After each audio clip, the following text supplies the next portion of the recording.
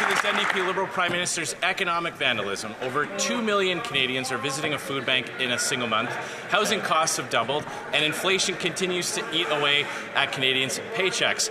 His massive deficits and tax hikes are causing extreme damage to the Canadian economy. For 8 out of the last 9 quarters, Canadian per-person GDP is down.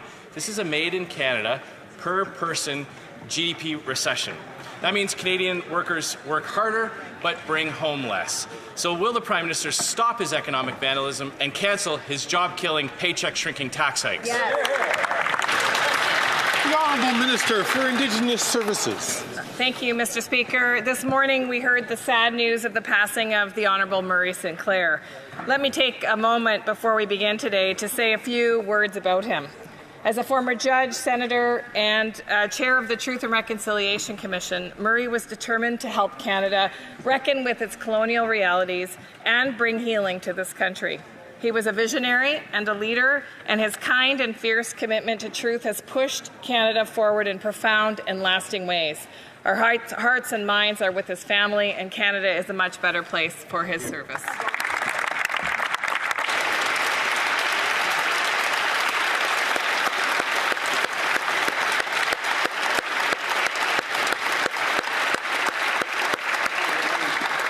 The Honourable Member from Regina Capel. I join in my honourable colleagues' sending of condolences, but we are witnessing economic vandalism in real time. Last Thursday, this government was briefed that the only sector of the Canadian economy actually producing any growth was the energy sector. And what did they do today? They slapped a punishing cap on Canadian production. Exactly. All this will do is chase investments and jobs to other countries. But that's something this Prime Minister is good at. He's increased Canadian investment into the U.S. by $63 billion last year alone. So will the Prime Minister stop fueling the U.S. economy, cancel his tax hikes, and cancel the production cap to bring those investment dollars back home? The Honourable Minister for Natural Resources and Energy. Thank you, Mr. Speaker. Today, we were very pleased to announce an emissions cap with respect to the oil and gas sector in this country. Given that oil and gas constitutes 31% of Canada's greenhouse gas emissions, it is important that we work with the sector to reduce emissions, just as we do with every sector. It is also true that as we move towards a lower carbon economy across the world, oil and gas produced with the lowest emissions is actually going to have value around the world. We are moving forward with a plan to address climate change and build a strong economy going forward. They are stuck in the past and ignoring the science of climate. Before I get to the Honourable Member, I'm just going to ask the Honourable Member from Calgary Centre, please, to hold on until his question is turn to ask a question. The Honourable Member from Regina Capel. All this production cap will do is make other countries richer while making Canadians poorer. Exactly. But that's something this Prime Minister is so good at. Consider this. GDP per capita in Canada, down. In the U.S., it's up. 9 years ago, average wages in the U.S. and Canada were almost identical. Now, an American worker brings home $22,000 more than their Canadian counterpart. And $500 billion in investments has fled Canada to the United States, creating bigger paychecks for American workers, all because of this Prime Minister's high taxes and massive deficits. The Prime Minister is the #1 job creator in the United States. Yeah. So instead of helping the Canadian economy, why not fight for Canada for once? The Honourable Minister for the Environment and Climate Change. Mr. Speaker, maybe the member opposite should take the time to actually read the information about the pollution cap.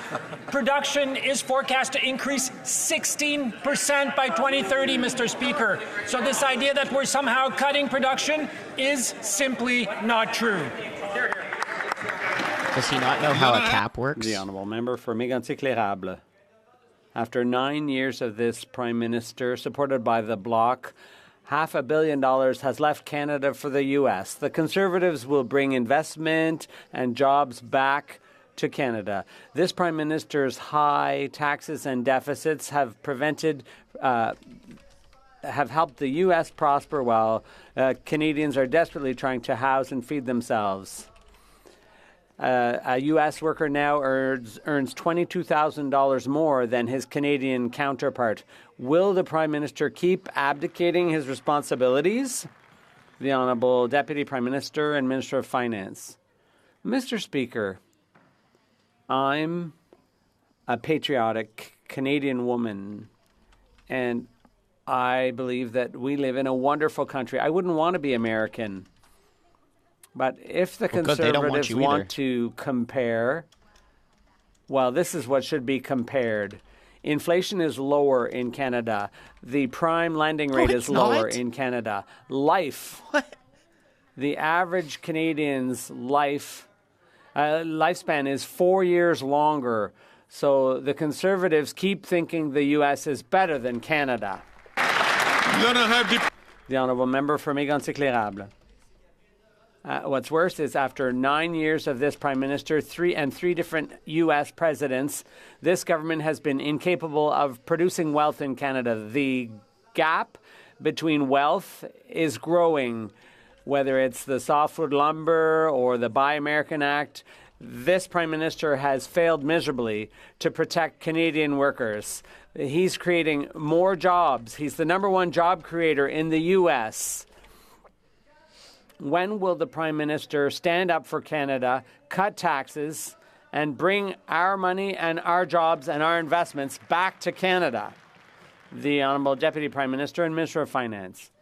Mr. Speaker, once again, here's what we do better in Canada. Inflation is lower. No, the it's prime not. lending rate is lower. The average lifespan is longer. I will quote from David Rosenberg, a well-known economist. He said that last week, investors based in the U.S. should contemplate leaving New York for Toronto. And that's because he knows that Canadian companies are doing better. Who better to quote, Mr. Speaker?